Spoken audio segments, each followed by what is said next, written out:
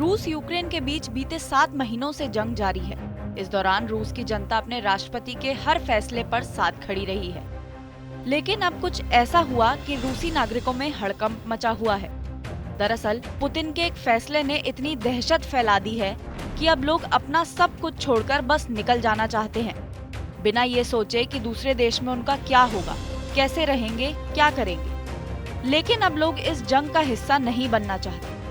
अब हम आपको बताते हैं कि पुतिन ने ऐसा क्या कर दिया कि रूस की जनता में भगदड़ मच गई, खासकर से नौजवानों में।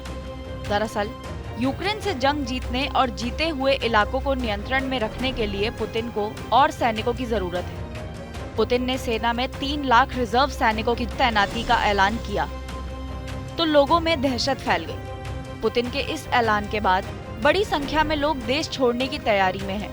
एयरपोर्ट पर लगी लंबी लंबी लाइनें और बॉर्डर के पास अचानक से भीड़ उमड़ी। इस बात से साफ संकेत है कि अब रूस की जनता यूक्रेन के खिलाफ पुतिन की बर्बर कार्रवाई का हिस्सा नहीं बनना चाहती। हालांकि लोगों को रोकने के लिए रूस का रक्षा मंत्रालय कठोर कदम उठा रहा है। एयरलाइंस को सख्त निर्देश हैं कि उनकी इजाजत के बगैर लोगों को फ्लाइट का टिकट ना दिया जाए। इसके अलावा जिनको परमिशन दी जा रही है उनसे कड़ी पूछताछ की जा रही है। लोगों को जब लगने लगा कि हवाई मार्ग से देश छोड़ना आसान नहीं है, तो उन्होंने सड़क का रास्ता चुना। रूस के पड़ोसी देशों कजाकिस्तान, पोलैंड, बेलारूस की सीमाओं पर गाड़ियों की लंबी कतारें इस बात का सबूत है। सड़कों पर ट्रैफिक इतना है कि घंटों तक जाम में फंसे होने के बावजूद लोग इस उम्मीद में डटे हुए हैं कि बस किसी तरह बॉर्डर पार हो जाए। हालांकि रूस की सरकार ने कुछ लोगों को बतौर रिजर्व सैनिक सेना में भर्ती से छूट दी है। इनमें बैंकर्स, आईटी कर्मचारी और जर्नलिस्ट को यूक्रेन के खिलाफ आंशिक तैनाती से छूट मिली है।